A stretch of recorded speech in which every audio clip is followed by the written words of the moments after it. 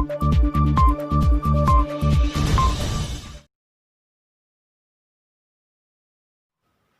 शाहनवाज अहमद ख़ान इस वक्त मौजूद हूँ मुरादाबाद के बेहद पुराने सियासतदान और खिदमत गुज़ार जो कौम की खिदमत और आवाम के लिए हर वक्त पेश रहते हैं।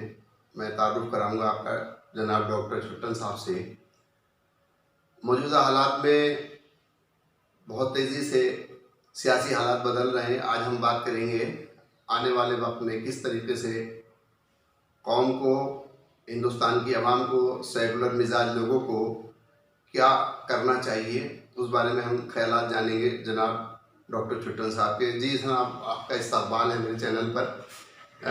मैं जानना चाहता हूं कि अभी हाल फिलहाल में आपने देखा कि पहले इलेक्शन हुए झारखंड में, उसके बाद अब बिहार में हुए, अब उसके बाद फिर बंगाल में होने हैं, और कुछ जो अपने आप को सेकुलर पार्टीज बताती हैं उनमें आपस में इतने इख्तलाफात हैं कि सारे मिलकर के हार जाते हैं और एक पार्टी जीत जाती है। बाद में उसको बदनाम करते हैं कि वो इलेक्ट्रॉनिक मशीन से जीती है। आपकी क्या राय है? शुक्रिया शाहनवाज भाई। पहले तो ये कि आपने इतना वक्त निकाला ख्यालात जानने के लिए।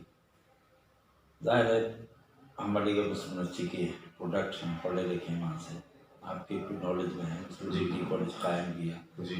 शख्सियत के पैगाम को आगे बढ़ाने के लिए आप देख रहे हैं तकरीबन ज़िंदगी लगाई चुके हैं। अल्लाह का शुक्र है बहुत डिग्री कॉलेज खोल चुका है। मुस्लिम डिग्री कॉलेज में पे कॉलेज सामने है जी। अब सियासी, हालांकि सियासत से जुड़ा आज से नहीं हूँ, इलेक्शन भी हो चुका, पहले सियासत से जुड़ा रहता हूँ। जुड़ा इसलिए रहता हूँ कि एक पर्टिकुलर स्थिति के ये मुल्क जो है, ठीक है, एक सेकुलर ढांचा है मुल्क का, सेकुलरिज्म पर जिंदा है जी। तकलीफ इस बात की है कि इस सेकुलरिज्म को जिनको जिंदा रखना चाहिए था वो सबका इंतकाल हो चुका। अब जो इस मुल्क को बिरादरियों में बांटकर, कौमों में बांटकर इस मुल्क के जो टुकड़े कर रहे हैं, टुकड़े ही हैं ये। अगर किसी मुल्क में बिरादरीवाद चल पड़ा, कास्टिज्म चल पड़ी, तो उस मुल्क के टुकड़े हैं। टुकड़े से मुराद ये नहीं कि साहब उस मुल्क को स्टेट में बट गया या कंट्री में बट गया, देशों में बट गया। जिस मुल्क में ज़हनियत बट गई जी, तो उस मुल्क का तो सेकुलरिज्म का स्ट्रक्चर ही खत्म हो गया। दुनिया की सबसे बड़ी डेमोक्रेसी जिसको हिंदुस्तान कहते हैं, इस डेमोक्रेसी का ढांचा पूरा बिगड़ गया। पिछले 6 साल से इस डेमोक्रेसी का पूरा ढांचा बिगड़ा। बिगाड़ने के लिए हम किसी पर ब्लेम नहीं कर सकते। एक पता है कि सामने वाला एक बिगाड़ रहा है जी जी, आप उस पर मत जाइए, वो बिगाड़ रहा है, आप रोकिए। आप कैसे कर सकते हैं, आप उस चीज से बच कैसे सकते हैं? मिसाल के तौर पर जैसा कभी आपने कहा कि जितने भी इलेक्शन हो रहे हैं जी, इस इलेक्शन में जो नाम है सेकुलर की पार्टियां, ठीक है, एक जमाना था कांग्रेस का। हालांकि कांग्रेस, इसमें कोई शक नहीं, अच्छी पार्टी है, अब अच्छे लोग चला रहे हैं। वो उस दौर में थे, नरसिम्हा राव टाइप के मस्जिदें गिरवा दिए, तमाशा करवा दिया, बर्बाद करवा दिया। मैं उस पर नहीं जाना चाहता, लेकिन इस मुल्क को जिस उस पर बांटा हुआ है आज के हालात में, सबसे खतरनाक पोजीशन ये है जी। और मैं ये चाहता हूँ कि जितनी भी ये सेकुलर नाम नहा सेकुलर पार्टियां हैं, ये पार्टियां इस कौम को, जिसके ऊपर तीर तमन से चलाए जा रहे हैं, इस कौम को साथ लेकर चले। तकलीफ तो इस बात की है, मैं आपको एक मिसाल दे दूं कि कभी किसी दूसरी कौमों की पार्टियां नहीं है। सही। बहुजन समाज पार्टी किसकी, एक खास उसकी तबके की कहलाई जाती है। बीजेपी एक खास तबके की कहलाई जाती है। समाजवादी एक खास तबके की कहलाई जाती है। लेकिन मुसलमान इन पार्टियों के अंदर एक वो वाला सिस्टम है कि अगर 4 जूते उधर मान लिए तो उधर को आ गए, 6 इधर मान लिए तो फिर वहाँ पहुँच गए। यही हो गई जब से मुल्क आज़ाद हुआ। देखिए, पढ़ा लिखा तबका तो पाकिस्तान पहुँच गया जी। मुसलमानों का जितना भी कम पढ़ा लिखा तबका, या मैं कहूँ क्योंकि मैं उस दुनिया से जुड़ा, मुझको मालूम है इस कौम की क्या हालत है जी। या तो इस कौम में बकौल शख्सियत के तालीम ही बेदारी, अगर तालीम ही आ गई होती, हम जैसे बोलने की जरूरत नहीं पड़ती। हम जैसे डॉक्टर हुसैन खां जैसे 50 लोग हर चौराहे पे मिल जाते हैं आपको जी। अगर ये कौम डॉक्टर हुसैन खां पैदा कर लेती तो जरूरत ही नहीं इन सब चीज़ों की, क्योंकि जिस दिन तालीम याफ्ता कौम हो जाएगी उस दिन के बाद ये सब चीज़ें खत्म हो जाएंगी। मसला सियासत का अफसोस इस बात का होता है कि आज मिसाल के तौर पर एक जमा डॉक्टर अब्दुल जलील फरीदी जिस शख्स ने पार्टी बनाई है, उस शख्स पे भी इल्ज़ाम लगे थे, लेकिन अल्लाह का शुक्र था बहुत पढ़ा लिखा शख्स था, उस शख्स ने पार्टी चला के दिखा दी। तकलीफ इस बात की है हमारी कौम अपने पे पहले उंगली उठा देती है, किसी दूसरी कौम नहीं कहती।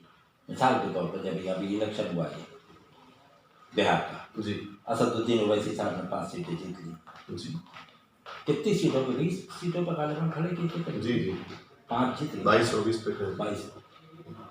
आप एक बात मैं ये पूछना चाहता हूँ कि ये जितनी सेकुलर पार्टियां थी इन्हें तकलीफ क्या थी असदुद्दीन ओवैसी साहब को साथ लेने की? सिर्फ इसलिए हटा रहे था मुसलमान है।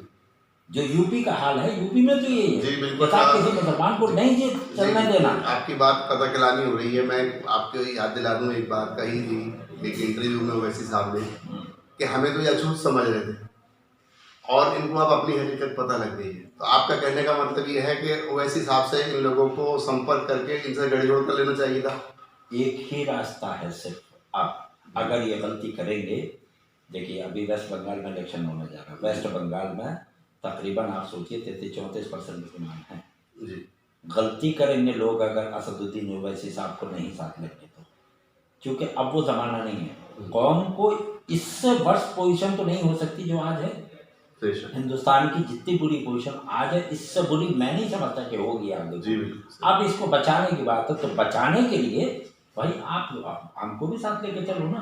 सही बात। अगर असदुद्दीन ओवैसी साहब कोई अछूत है भाई, को बुरा काम किया, उस शख्स जैसा पढ़ा लिखा तो बताओ ना मुझे, वो पढ़ा लिखा शख्स है ना, डेमोक्रेसी को वो शख्स जिंदा रखना चाहता है ना।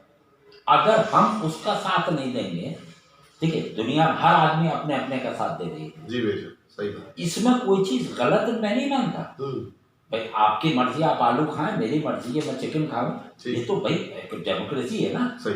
तो भाई आलू और चिकन मिला लो तो दोनों मजा आ जाएगा कि नहीं है।